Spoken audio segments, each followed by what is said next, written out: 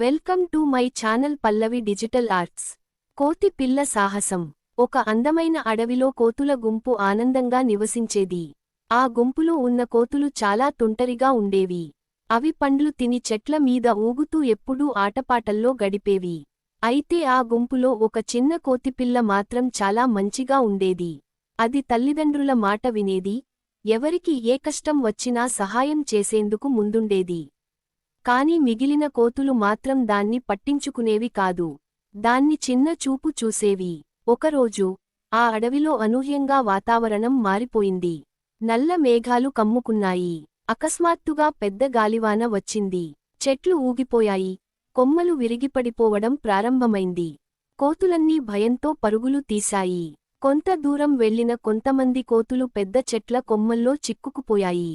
గాలి తీవ్రత ఎక్కువగా ఉండటంతో అవి బయటకు రావడానికి భయపడ్డాయి. కోతిపిల్ల పరిస్థితిని గమనించింది. గాలి ఎంత భయంకరంగా ఉన్నప్పటికీ అది వెనుకడుగు వేయలేదు. తన తల్లిదండ్రులను పిలిచి, ఆ కోతులు అక్కడ చిక్కుకుపోయాయి, మనం వాటిని రక్షించాలి అని ధైర్యంగా చెప్పింది. తల్లిదండ్రులు ఆశ్చర్యపోయారు, కాని తమ బిడ్డకు సహాయం చేయాలని నిర్ణయించారు.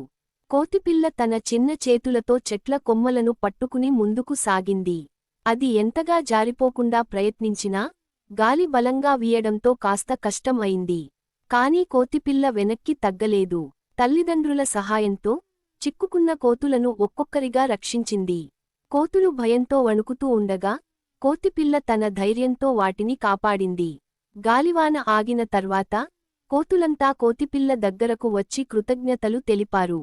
చిన్నదైనా ఎంత గొప్ప ధైర్యంతో వ్యవహరించిందో అందరూ ప్రశంసించారు. ఆ రోజు నుంచి గుంపులోని కోతులు కోతిపిల్లను గౌరవంగా చూస్తూ మారిపోయాయి. కథలోని నీతి: ధైర్యానికి వయస్సుతో సంబంధం ఉండదు.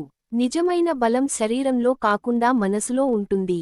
నిస్వార్థంగా ఇతరులను ఆదుకునే మనసు నిజమైన గొప్పతనం. Thank you so much for watching. Please like, share and subscribe.